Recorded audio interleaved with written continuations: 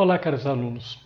Nós vimos nas aulas de História da Filosofia que a Grécia antiga, né, ela viveu no final do século IV a.C. uma certa decadência. Uma decadência por causa de quê? Por causa de várias guerras, invasões, inclusive uma grande invasão que foi a invasão de Alexandre Magno, né, o famoso Alexandre, né, o Grande. Né? Então, essa conquista do Alexandre Grande ela é importante para nós por quê? Que a gente sabe que Alexandre, né, como um grande conquistador e como um grande sabe que era, inclusive, né, dizer nada não, mas ele era aluno de Aristóteles, né, ele se apropriou das culturas dos locais onde ele conquistava. Então, por exemplo, ele não destruiu a cultura dos gregos, mas ele acabou incorporando a cultura dos gregos à cultura romana. Então, esse período ficou conhecido como helenismo por isso, porque helenismo se remete exatamente aos gregos. O direito romano ele é constituído numa relação muito próxima com os gregos. A gente viu nas aulas anteriores, quando a gente falava de Platão, Aristóteles, sofistas, Sócrates. Né? Então, se a gente fala que existe uma certa continuidade entre a filosofia grega e a filosofia romana, então nós vamos também ter uma continuidade entre o direito romano e o direito grego, né? Ou melhor, do direito grego ao direito romano. Então, nós vamos ter necessariamente uma ruptura, como muitas pessoas poderiam pensar, mas na verdade uma certa continuidade. Dentre os movimentos de maior peso nessa época do helenismo, nós vamos destacar nessa aula, né, e vou falar sobre um pouquinho mais sobre um outro na próxima aula, né, dois movimentos, que era o estoicismo e o epicurismo. Ambos possuem grandes contribuições específicas para o pensamento jurídico. No mundo romano, eles foram incorporados de maneira assistemática, ou seja, meio assim, de acordo com a necessidade, de forma pragmática, vamos dizer assim, né? Ou seja, eles em determinado uso, em determinado contexto, né? Então, você tem ali uma necessidade retórica, num determinado momento, uma necessidade política, então você vai incorporar esses pensamentos de uma certa forma. Vou dar um exemplo aqui, Cícero. Cícero ele é considerado um grande orador, retórico e jurista romano, né? Mas, apesar da inclinação dele para o estoicismo, ele também acabou incorporando ao seu pensamento posições que estavam mais ligadas ao epicurismo. Mais do que escolas de filosofia, no sentido dos clássicos, nos quais a razão, com grande primazia, se somava às virtudes para a felicidade humana, né, o epicurismo e o estoicismo, eles acabaram contribuindo para o posicionamento moral do saber filosófico.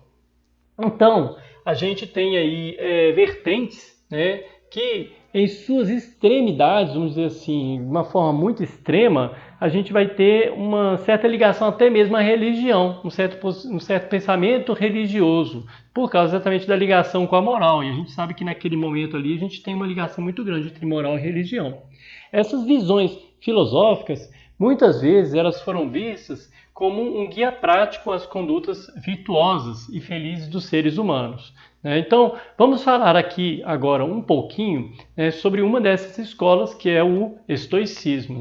O fundador dessa escola foi Zenão de Cícero. Ele nasceu em 336 anos antes de Cristo e morreu em 264 antes de Cristo. Ele ensinava em Atenas debaixo de um pórtico pintado. Daí que vem a palavra estoá, significa pórtico.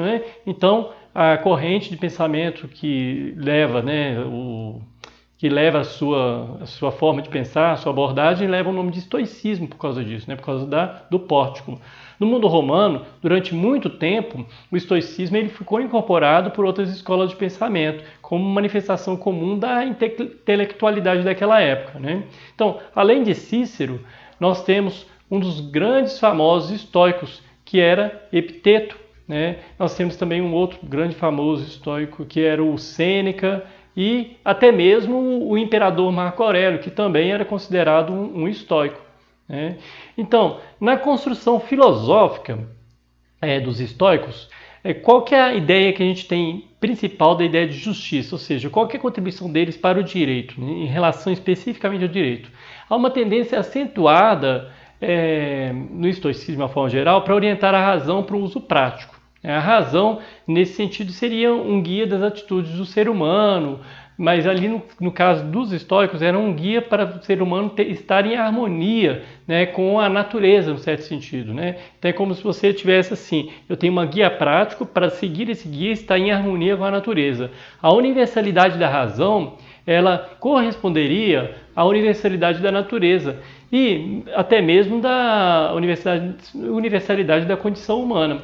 Baseando-se na conformidade das ações à natureza, os estoicos, eles vão se distinguir dos epicuristas, sobre os quais eu vou falar na aula que vem. Por quê? Porque os estoicos eles vão pensar uma ideia de conexão do ser humano e a natureza. Os epicuristas não pensam dessa forma, não. Nós vamos ver na próxima aula. Para os estoicos, a justiça, ela é uma virtude que nos dirige segundo uma razão natural. Olha, a palavra natural é importante nesse sentido, né? Então, ou seja, seguir uma vida de acordo com a natureza. Então, a distinção entre justo e injusto, para eles, seria anterior e até mesmo superior a múltiplos dispositivos que a gente tem, por exemplo, da lei escrita. Então, nesse sentido, eles vão discordar dos epicuristas. Para os estoicos, saber se guiar bem pelo uso da razão é conhecer a natureza, né? E seus desígnios, né, é que vão dirigir a vida do ser humano para a harmonia, para a felicidade, para o seu próprio destino, né, e consolidar o cumprimento dos deveres como hábito. Então, nesse sentido, a ética, a justiça, o direito estoico estão muito interligados à ideia de natureza. O dever como hábito, ele vai gerar na virtude. Para isso é preciso, segundo eles, a gente se afastar das paixões, né, que desviam a alma do dever. Então, no sentido de dever, assim, de buscar essa harmonia, né? A ideia de que o estoico se habitua a vencer os prazeres e as futilidades, né, que o afastam da virtude, fez com que a gente pensasse nas atitudes estoicas, né? Aquele cara que é impassível, que não sofre, mas não é bem assim não, né? Não é simplesmente sofrer calado, não, mas é você não criar situações em que você vai se afastar da sua condição natural, nesse sentido. O estoicismo ele é bastante aproveitado para a formulação do pensamento jurídico romano e para a filosofia como um todo, né? Pela filosofia do direito também. Há uma razão que se estende universalmente e que vai orientar os deveres e as ações para todos os indivíduos.